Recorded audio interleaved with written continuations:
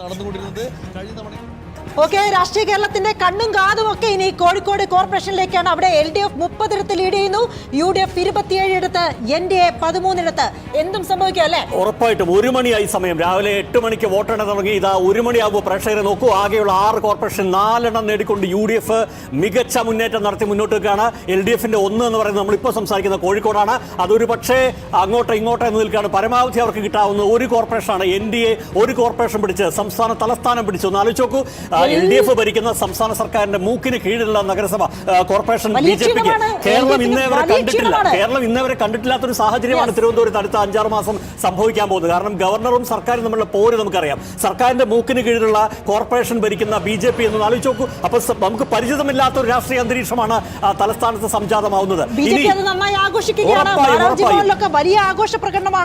വലിയ ആഘോഷ പ്രകടനമാണ് കാണുന്നത്. ആര് മേയറാവുന്ന ചോദ്യത്തിന് നേരത്തെ VV രാജേഷ് മറുപടി പറഞ്ഞു. എന്തായാലും VV രാജേഷ്, R ശ്രീലേഖ, മുൻ IPS ഉദ്യോഗസ്ഥ അടക്കം ചിത്രത്തിൽ നിൽക്കുന്നു. 55 അടുത്ത് BJP 50, തിരുവനന്തപുരത്ത് BJPക്ക് 50, കേവല ഭൂരിപക്ഷത്തിന് ഒരു വാർഡ് കുറവ് എന്നുള്ളതാണ് ഏറ്റവും പുതിയ. അതായത് കഴിഞ്ഞ തവണത്തെ CPMന്റെ പെർഫോമൻസിലേക്കാണ് ഇത്തവണ BJP വരുന്നതെന്ന് മനസ്സിലാക്കണം. പക്ഷേ കഴിഞ്ഞ തവണത്തെ 2ാം സ്ഥാനക്കാരുടെ പെർഫോമൻസിലേക്ക് ഇത്തവണ ആരും വന്നിട്ടില്ല.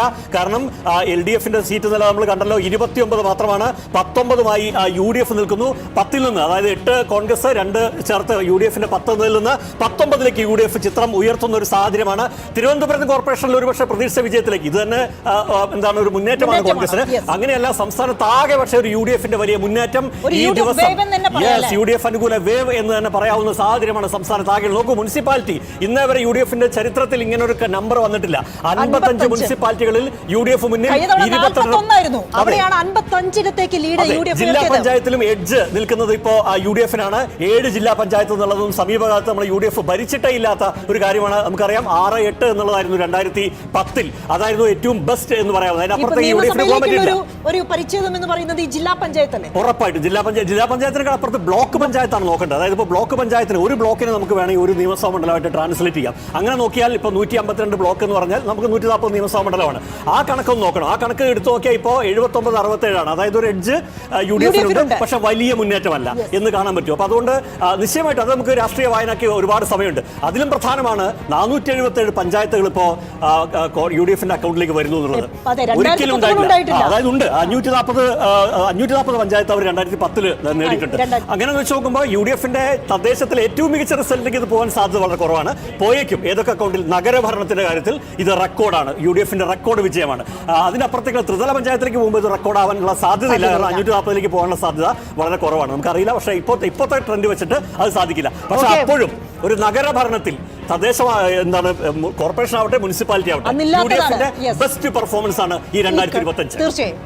അപ്പോൾ അത് രമേശ് ചെന്നിത്തല മധുരമൊക്കെ വിതരണം ചെയ്യുന്നു, പരസ്പരം സന്തോഷം പങ്കിടുന്നു. ഓർക്കണം, രമേശ് ചെന്നിത്തലക്കല്ലേ കോഴിക്കോട്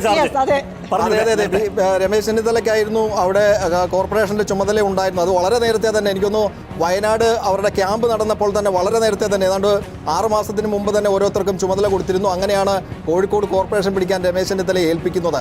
എന്തായാലും രമേശ് ചെന്നിത്തല ഇപ്പം ഞെട്ടിയിട്ടുണ്ടാവും ഒരുപക്ഷെ ഇത്രയും സീറ്റിന്റെ കാര്യത്തിൽ തന്നെ എന്നുള്ളത് യാഥാർത്ഥ്യമാണ്. രമേശ് ചെന്നിത്തല ഇട്ടും കൊല്ലത്തിന് ചാർജുള്ളവർ ഞെട്ടിട്ടുണ്ടാവുള്ള എല്ലാ സാധ്യതയും.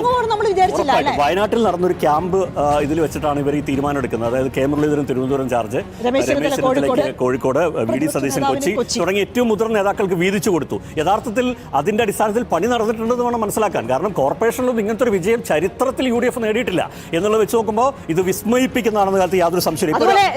ഈ തിരുവനന്തപുരം ജില്ലാ പഞ്ചായത്തിൽ ഒപ്പത്തിനൊപ്പമാണ് 28 സീറ്റിൽ 14 LDF, 14 UDF. അതും UDFന്റെ മികച്ച നേട്ടമാണ്. യെസ്, ഉറപ്പായിട്ടും അതെ. എന്ന് മാത്രമല്ല, ഇപ്പോൾ കൊല്ലം നോക്കൂ, കൊല്ലം കോർപ്പറേഷൻ 45 വാർഡിലെ ഫലം പറഞ്ഞപ്പോൾ 19 ഇടത്ത് UDF, 15 ഇടത്ത് LDF, 10 ഇടത്ത് NDA. കോർപ്പറേഷനിൽ 2 അക്കം തികയ്ക്കുന്നു. ഇതാദ്യമായി BJP എന്നുള്ള പ്രധാനപ്പെട്ട കാര്യം. ഓർക്കേണ്ട കാര്യം, NDAയും ഭരണത്തിലിരിക്കുന്ന LDFും തമ്മിൽ 5 പോയിന്റ് വ്യത്യാസം. ജില്ലാ പഞ്ചായത്തിൽ അവിടെ ഇഞ്ചോടിഞ്ചല്ലേ? ഇഞ്ചോടിഞ്ച് പോരാട്ട പഞ്ചായത്ത്, തിരുവനന്തപുരം ജില്ലാ പഞ്ചായത്തിൽ 28 സീറ്റിൽ 14 സീറ്റ് UDF, 14 സീറ്റ് LDF എന്ന നിലയിൽ നിൽക്കുകയാണ്. കഴിഞ്ഞ തവണ 26 സീറ്റായിരുന്നു. അത് 21 സീറ്റും LDFിലായിരുന്നു. LDF കിടന്ന 9 സീറ്റുകൾ ഇപ്പോൾ UDF മുന്നിൽ നിൽക്കുകയാണ്. വളരെ Okay. പ്രധാനപ്പെട്ടതാണ്. ഓക്കെ, രാജീവ് ചന്ദ്രശേഖരന്റെ പ്രതികരണം നമ്മൾ ഏത് സമയത്തും പ്രതീക്ഷിക്കുന്നുണ്ട്. ബി.ജെ.പി. സംസ്ഥാന അധ്യക്ഷൻ വലിയ മുന്നേറ്റം ബി.ജെ.പി. ഉണ്ടാക്കിയിട്ടുണ്ട്. ബാലുശ്ശേരി പഞ്ചായത്ത് എന്താണ് UDF പിടിച്ചെടുത്തു എന്നൊരു അപ്ഡേറ്റ് വന്നു കഴിഞ്ഞു. ബാലുശ്ശേരി പഞ്ചായത്തിൽ 9 സീറ്റുമായി UDF, 7 ഇടത്ത് LDF, BJP 2. BJP സംസ്ഥാനത്ത് ആകെ ഉണ്ടാക്കുന്ന ആ മുന്നേറ്റവും കൂടി ഈ ഘട്ടത്തിൽ കൃത്യമായി നമുക്ക് അതിന്റെ കണക്കുകൾ ലഭിക്കേണ്ടതുണ്ട്. പലയിടത്തും കോഴിക്കോടിലെ ഗ്രാമപഞ്ചായത്തുകളും ഈ UDF-നൊപ്പം നിൽക്കുന്നു. കാക്കൂര് പഞ്ചായത്താണ്, പിടിച്ചു. അതെ, നരിക്കുനി പിടിച്ചു, മടവൂര്, നരിക്കുനി LDF ആയിരുന്നു, ഇത്തവണ UDF പിടിച്ചു. ചേളന്നൂർ എല്ലാം UDF ആണ്. കൊച്ചി കോർപ്പറേഷൻ നോക്കൂ, UDF 47, എന്തൊരു വിജയമാണ്. 47 സീറ്റായി UDF-ന്റെ അക്കൗണ്ടിൽ. LDF 22, ഇരട്ടിയിലേറെ സീറ്റാണ്. NDA 6, UDF വിമതൻ 1. കോട്ടുള്ളി ഡിവിഷനിൽ കോഴിക്കോട് കോർപ്പറേഷനിലെ കോട്ടുള്ളി ഡിവിഷനിൽ LDF-ന് ആശ്വാസ ജയം. അവിടെ ഡോക്ടർ ജയശ്രീ അവിടെ 212 വോട്ടിന് ജയിച്ചിരിക്കുന്നു. LDF-നെ സംബന്ധിച്ചിടത്തോളം ഏറ്റവും കൂടുതൽ വോട്ട് കിട്ടിയാൽ മേയർ ആവാൻ ഇനി ജയശ്രീ മാത്രമേ ഉള്ളൂ. ജയശ്രീ എന്തായാലും 212 വോട്ടിന് ജയിച്ചിരിക്കുന്നു. ഓക്കെ, അപ്പോൾ അതുകൊണ്ട് ഇപ്പൊ എണ്ണിക്കൊണ്ടിരിക്കുന്ന ഇനി ഫലം നിശ്ചയിക്കുന്ന ഇടങ്ങളിൽ ഒരുപക്ഷെ LDF-ന് ആത്മവിശ്വാസം നൽകുന്ന ഒരു വിജയമായിട്ട് അത് മാറിയേക്കാം. കോഴിക്കോട് കോർപ്പറേഷൻ ഒരുപക്ഷെ LDF തന്നെ പോയേക്കാം. ഓക്കെ, രാജീവ് ചന്ദ്രശേഖർ. അതിനുവേണ്ടി ഞാൻ പാർട്ടിന്റെ പേരിലും എല്ലാവരുടെ പേരിൽ വോട്ടർമാർക്ക് എല്ലാവർക്കും നന്ദി പറയുന്നു.